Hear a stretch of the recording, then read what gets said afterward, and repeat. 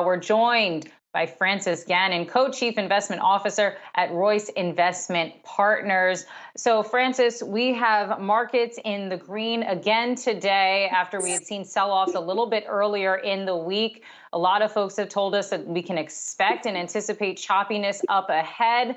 How best should investors be taking advantage to the upside, but also be protecting themselves from some of those downside risks that are present in the market? Oh, good afternoon. And I think the best way to start is we shouldn't be surprised that we've seen increased volatility in the market, at least so far this week. And part of that is that, at least in our market, which is the small cap space, the Russell 2000 has really been in consolidation or correction since the middle of March. And at its low point this week was down about 9.6%. So it's not uncommon for us to have corrections in our market. In fact, if you go back in the 21 of the past 25 years, you've seen intra-year drops of at least 10%. So corrections are not uncommon. You also have to remember where this market has coming from. For the one-year period through the end of March, the small cap, as measured by the Russell 2000, that market was up 90%. And even with the correction we've seen in the market this week, is up over 70% over the past year. So I view this as a very healthy thing. It's been driven by some of the big headline news and risks of the week, but it shouldn't be surprising to people. So, Francis, if you're not surprised by the volatility, and it sounds like you expect more of it in the coming months, what's the trade there? Do you sit on the sidelines and let it all shake out, or do you jump in and take advantage of some opportunities? Well, I think, you always use downside as a opportunity. And that's the way we've been using it over the past week and really since the middle of March, is finding opportunities. The story in the small cap space is one driven really by earnings. The earnings story in the first quarter has been quite powerful. In fact, 71% of the companies that have reported have beat earnings expectations. And then even you've seen 68% of those companies beat on a top line. So the earnings story is really just catching up to where the market has been. And I think that's going to continue. The story within small caps, as you see this rotation away from growth into value, I think the value story is one that's going to be quite powerful through the remainder of this year into next year.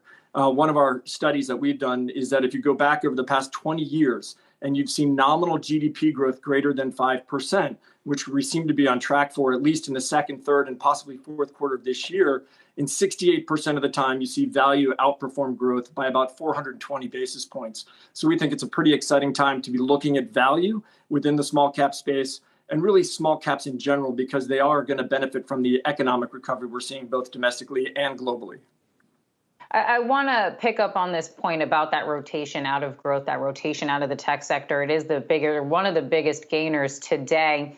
We are still seeing in this market, however, a lot of folks chasing some of those growth names, seeking growth anywhere. We just heard Jared and Alexis chatting about Dogecoin and the incredible run-up that we've had there. So if growth is something that you are still very much looking at, those tech names are still something that are very much of interest to you. Do you view a time like right now, while so many folks are rotating out of the sector, do you view this as a buying opportunity? Or are you still saying, listen, you need to give some of these names a miss?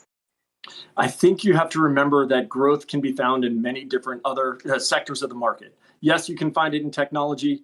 Yes, within technology, you've seen some of the semiconductor and internet-related businesses do quite well, really from the market low. But I think what you're seeing in small caps is a rotation away from those type of businesses. Those longer duration assets that have played out quite well are probably going to underperform going forward over the long term. And I think those companies that are more cyclically oriented, that are going to benefit from an economic recovery, I think are the ones that you should be positioning yourself in terms of looking right now. So don't be afraid of industrial businesses. Don't be afraid of consumer discretionary names. Don't be afraid of some material businesses that are all going to be benefiting from what could be a very strong economy over the next several quarters. Francis, I know that you believe earnings are key, and most on Wall Street do. It's a fundamental building block. But are you concerned that inflation, higher costs, higher raw material costs, higher wages are going to bite into those earnings in the coming quarters? And do you think that Wall Street's paying enough attention to that right now? Well, I think, the old adage is, right, psychology runs the market in the short term, but earnings runs the market in the longer term. And I think that's going to be playing itself out. Obviously, there's a lot to worry about. Inflation has been very topical with the numbers we've seen this week. And we're hearing it from companies in their first quarter earnings reports.